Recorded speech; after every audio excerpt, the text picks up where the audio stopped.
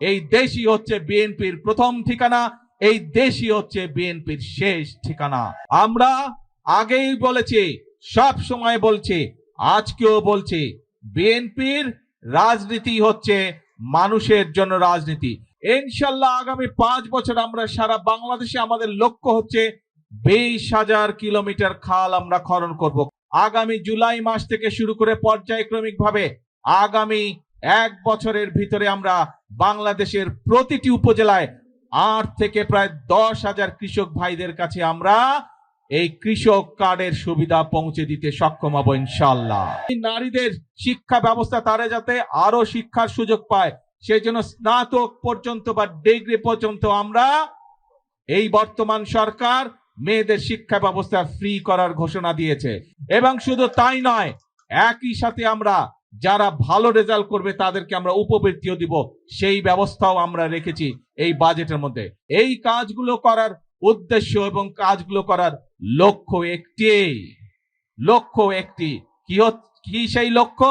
সেই লক্ষ্য হচ্ছে দেশের মানুষ যাতে একটু ভালো থাকতে পারে। আমরা যেমন মানুষের নিত্য প্রয়োজনীয় জিনিসের ওষুধ, বিভিন্ন চিকিৎসার বিষয়ের ট্যাক্স কমে দিয়েছি যাতে সেগুলোর দাম কমে যায়, যাতে মানুষ স্বস্তিতে থাকতে পারে।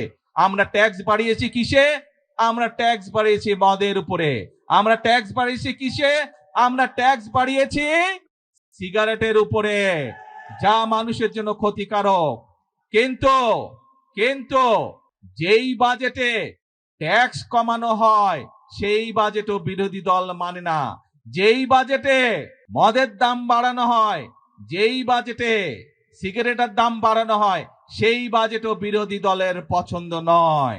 তাহলে এবার বিরোধী দলের উদ্দেশ্য বুঝতে পেরেছেন, লক্ষ্য বুঝতে পেরেছেন?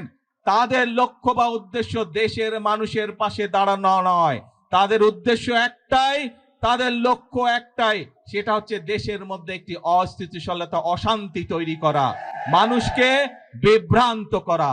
যে সকল শিল্প দেশে উৎপন্ন হয়, যে সকল দ্রব্য দেশে উৎপাদিত হয়, একই জিনিস যেগুলো বিদেশ থেকে আসে সেগুলোর উপরে আমরা ট্যাক্স বাড়িয়েছি, যাতে করে দেশে যে দ্রব্যটি উৎপাদিত হচ্ছে সেই দ্রব্যটি যারা উৎপাদিত হচ্ছে সেই শিল্প কারখানাটি যাতে সাপোর্ট পেতে পারে, তার ব্যবস্থা আমরা এই বাজেটের মধ্যে রেখেছি। এটিও বিরোধী দলের পছন্দ নয়। আজ সময় এসেছে কারা জনগণের বন্ধু এবং কারা জনগণের বন্ধু নয়, এইটি সঠিকভাবে নির্ণয় করতে হবে। আমরা অতীতে দেখেছি জনগণকে বিভ্রান্ত করে অনেকে অনেক কথা বলেছে, কিন্তু জনগণের ভাগ্য পরিবর্তন হয়নি, দেশের ভাগ্য পরিবর্তন হয়নি। এই প্রথম আমরা চেষ্টা করছি, প্রিয় ভাই বোনেরা, বিএনপি যেমন অতীতেও চেষ্টা করেছে, যারা বিভ্রান্তকারী, যারা ষড়যন্ত্রকারী, বিভিন্ন সময় তারা ষড়যন্ত্র করেছে এবং ষড়যন্ত্র করে মানুষের ভাগ্যের পরিবর্তনের যে গতি তাকে তারা বন্ধ করতে চেয়েছিল। দেশের ভাগ্যের পরিবর্তনের যে গতি তাকে তারা বন্ধ করতে চেয়েছিল। বিগত 12 তারিখের নির্বাচনে বাংলাদেশের মানুষ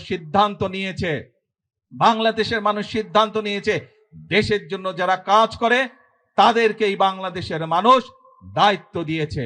আগেই বলেছি, আমাদের সকল বিএনপির সকল ক্ষমতার উৎস হচ্ছে জনগণ।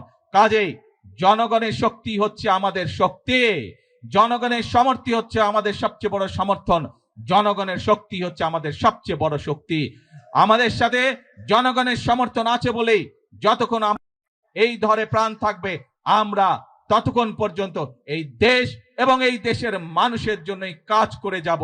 এই কাজের মাধ্যমেই আমরা চেষ্টা করব, সর্বোচ্চ শক্তিতে ইনশাল্লাহ চেষ্টা করব এই দেশের ভাগ্যের পরিবর্তন করার জন্য, এই দেশের মানুষের ভাগ্যের পরিবর্তন করার জন্য।